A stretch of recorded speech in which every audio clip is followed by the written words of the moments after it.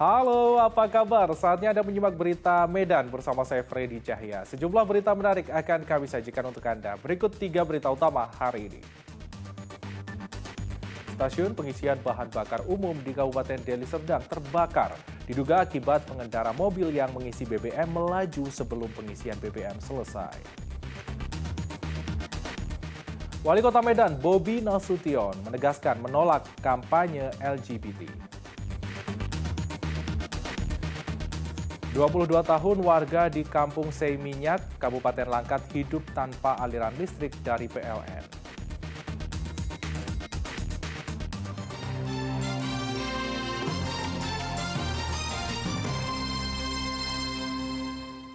Kita ke informasi utama, stasiun pengisian bahan bakar umum di Kabupaten Deli Serdang terbakar. Kebakaran terjadi diduga akibat salah satu pengendara mobil yang mengisi BBM melaju sebelum pengisian BBM selesai dilakukan.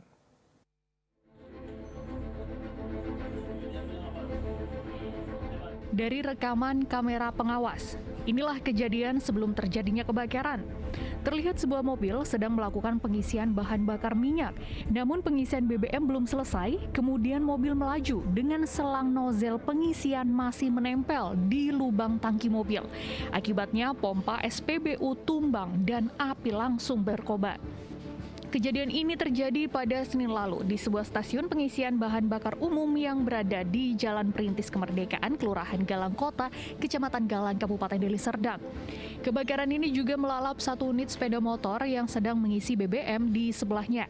Tak hanya itu, sempat terjadi ledakan di lokasi SPBU sebelum api berkobar. Ada suara ledakan ya kan Bang? Tiba-tiba pengen udah kebakaran. Jadi tadi saat itu kakak dengan suara ledakan itu kakak di mana? Di dalam, tiba-tiba keluar udah banyak asap gitu kan. Hingga saat ini pihak SPBU dan kepolisian belum memberikan keterangan resmi terkait kejadian ini. Muhammad Hamdani melaporkan dari Kabupaten Deli Serdang. Ya, kita ke informasi selanjutnya. Di antaranya kita adalah menuju ke informasi kecelakaan, di mana kecelakaan adu banteng melibatkan truk dan mobil sedan terjadi di depan Polres Asahan, Jalan Lintas Kisaran. 3 orang penumpang di dalam mobil sedan luka-luka. Rekaman kamera pengawas memperlihatkan kecelakaan antara truk dan sedan ini terjadi saat kondisi lengang pada Senin lalu. Namun kondisi jalanan berubah jadi prahara saat sebuah sedan dari arah Medan Rantau Prapat tiba-tiba melebar ke kanan dengan kecepatan tinggi. Sedangkan dari arah berlawanan, satu unit truk datang dan berupaya menepi. Kecelakaan pun tak terhindarkan. Seketika benturan keras terjadi. Sejumlah personil polisi yang tengah melakukan penjagaan pos langsung mengevakuasi penumpang. 3 orang penumpang mobil sedan dibawa ke Rumah Sakit Umum Daerah Kisaran. Akibat kecelakaan ini, mobil truk dan sedan sama-sama ringsek di bagian depan.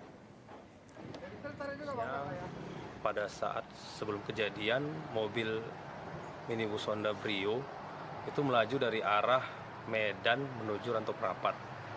Kemudian diduga kurang konsentrasi ataupun mengantuk sehingga berjalan melebar ke kanan.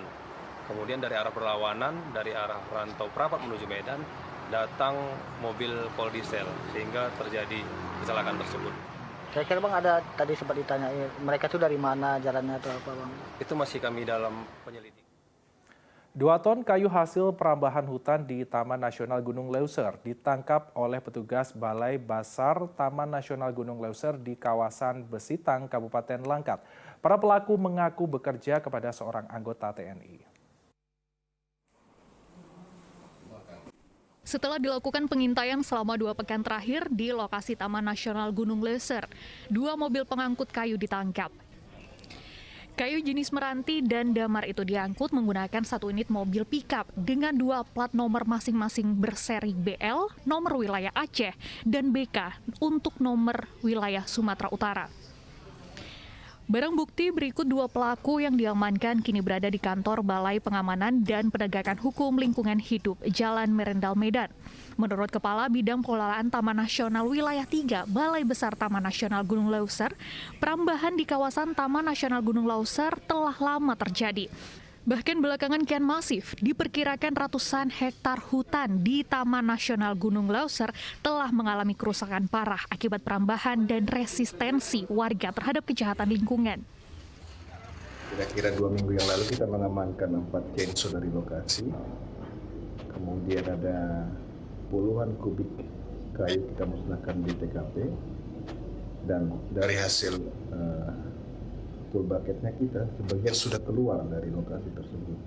Inilah bagian dari yang kita amankan pada hari ini. Kurang lebih ada 2 ton. Jenisnya itu adalah meranti dan damar. Selain mengamankan dan memeriksa 2 pelaku pembawa kayu, Balai Besar Taman Nasional Gunung Leuser juga tengah berkoordinasi dengan Kodam Iskandar Muda menyusul keterlibatan anggota TNI yang berperan selaku majikan kedua pelaku yang diamankan. Minimnya personel patroli kehutanan menjadi salah satu kendala penanganan para pelaku perambahan hutan dengan berbagai upaya perlawanan yang dilakukan warga di sekitar Taman Nasional Gunung Leuser saat dilakukan langkah tindakan. Tuti Alawelubis melaporkan dari Kota Medan. Kejaksaan Negeri Langkat menyerahkan restitusi atau ganti rugi sebesar Rp530 juta kepada ahli waris 2 korban kerangkeng manusia milik Bupati Langkat nonaktif terbit rencana Pragenangin.